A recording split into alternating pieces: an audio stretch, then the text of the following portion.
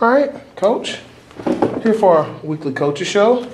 Obviously, didn't have the result you wanted after the Dalton game, but it was obviously a closer game and really turned into a defensive battle, especially there in the second half. Talk a little bit about just what you took from the game and what we can expect from the team this week here.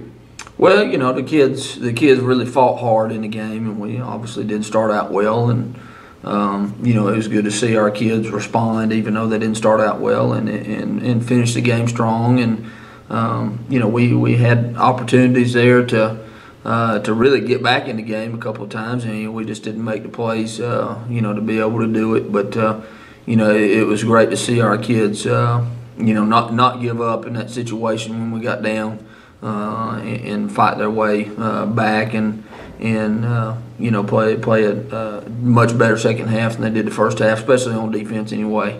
Like I say, offensively, we had some opportunities. We just had a drop pass here or there, and missed the opportunities and didn't make the plays when we needed to. And Dalton's got a really good defense, and when you get down like that, it just makes it tougher.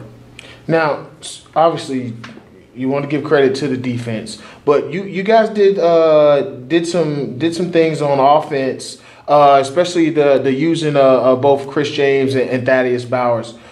Is that something that you saw within the last few weeks with your opponents coming up, or was it something that you guys self-scouted and said that we can use Thaddeus in these different places, and as we use them also at quarterback? Yeah, we just want to be able to use both of them. Feel like both of them have different strengths, and just kind of wanted to try to use those to our advantage. We really didn't get to do all we wanted to do because we did get down there at the beginning and kind of changed our game plan a little bit, and probably had to throw more than we want to. But like I said, both of them have strengths that we wanted to use in certain situations. Now, I'm glad that you pointed that out. You guys are smash mouth, run the ball offense. But when you get down, obviously you pass the ball more than maybe you're comfortable with, or more than you used to, maybe for to phrase it better. When you find yourself in that situation, what is some of the adjustments when we're going to have to pass the ball a little bit more than maybe we anticipated before game time?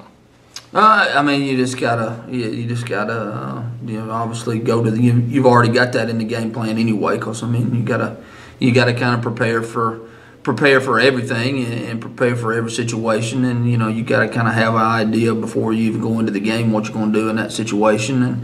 And Coach Kellogg does a really good job of getting the kids ready during the week for the different situations that may present themselves. And obviously for us, we would rather run the ball, but we feel confident in Chris, and our line protected good, and it just some drop passes here or there was really the thing that kept us from moving as much as we could have.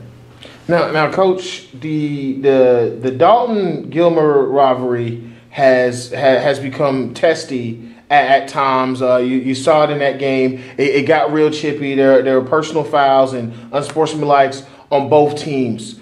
We've heard rumors at Fetch that Dalton may be moving to 5A. Is this a rivalry that we're going to see, or have you heard the same things about them moving to the? We've all heard the same things, but until I think we'll probably find out next week when the GHSA releases the classifications, whether they move up or not. So I'm not focused on that obviously right now. Just kind of worried about this year and trying to beat Troup County and then move on into playoffs. So we'll cross that bridge when we get there.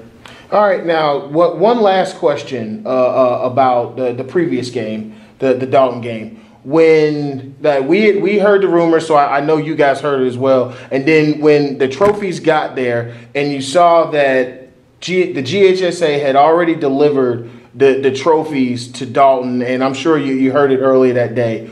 What went through your mind, and what went through your team's mind when it was almost as if the outcome is decided already? I mean, I'd be honest with you. I mean, nothing really went through my mind other than, it doesn't surprise me very much, that would happen. But I think the actual people that sent the trophy was just a region secretary. And I don't even know where they're out of, to be honest with you. They may have just sent it to them just because they were closer by, or I have no idea on that end of it. But like I said, not anything that surprised me anyway, as far as them, sending it to them. And, I don't know that it really had much effect on the kids. Maybe it should have had more effect on them. I don't know. Now, Coach, going forward, you're facing Troup County, and as you pointed out to me, and I actually pointed out on the website, you guys are hosting your first playoff game since you were a sophomore in high school. Now, obviously, it's a big deal, and as a coach, and you said it at the pep rally, you want the team, you want the community to not be satisfied with having a first-round game, with hosting the first-round game, but going into the second and the third and playing for state titles and state championships. When you have a game of this magnitude and you know that you have to focus on that opponent. Troup County is a team that puts up points. I believe they put up 40 plus points in 3 of their last 5 games. Talk a little bit about Troup County and what they do that you guys will try to take from them, and what are some of the things that you expect to be able to have success against them?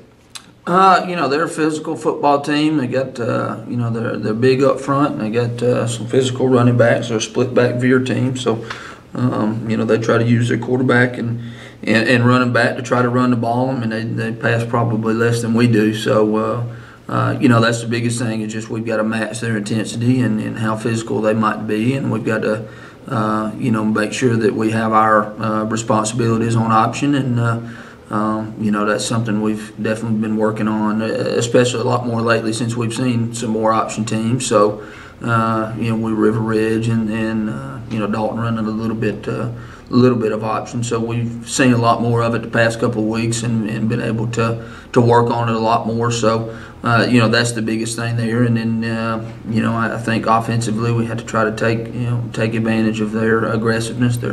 They're fast and aggressive on defense, and we got to try to take that to our advantage sometimes. Now, when you talk about an option team, you guys are option team, and you say that they mirror you guys somewhat. Obviously, you guys don't run the veer as much, but a lot of team, and I want to say a lot of people don't truly understand the nature of when you practice against for an opposing team's offense or defense. A lot of people think that if you run a certain option or a certain offense, it makes it harder for your defense to practice for pro styles or different styles, when it's generally the scout team. Tell the people a little bit about, and obviously, not giving so much away, but what goes into the practices of the offenses and different defenses that you face, and when they're different from what you guys do. It's hard to simulate. It really is, and get the scout team to do that. And that's something we've told the kids all week, especially defensively. These things are going to hit a lot faster and be a lot more crisp than what you're seeing with a scout team. And I say it's really tough, and we try to get the best players we can out there on scout team to give us the best look that we can generally.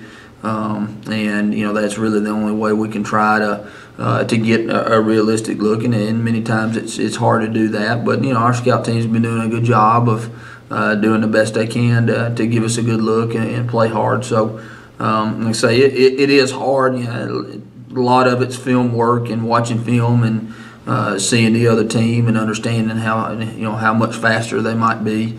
That sort of thing. But that's something hard to do. It is hard to simulate somebody else's offense when your kids aren't used to that. You just got to try to put the best guys you can out there to simulate against your offense or defense. Now, really, I just want to ask, and I know you want to hold it tight to the vest, and you've already you said that they're both going to play. But as of right now, who would you say is your starting quarterback going into that game? It may just depend on where we are on the field and what type of situation we're in. I know last week it was kind of the way we were going to be, last week as well. If we're backed up and don't have really good field position, we may, start out with Thaddeus and some of our wing T stuff. If we've got really good field position, we may, start out in the shotgun. Just kind of depends on where we might be on the field, and we feel confident with both of them. All right, well, Coach, I appreciate your time, and good luck on Friday. I appreciate it. Thank you, man.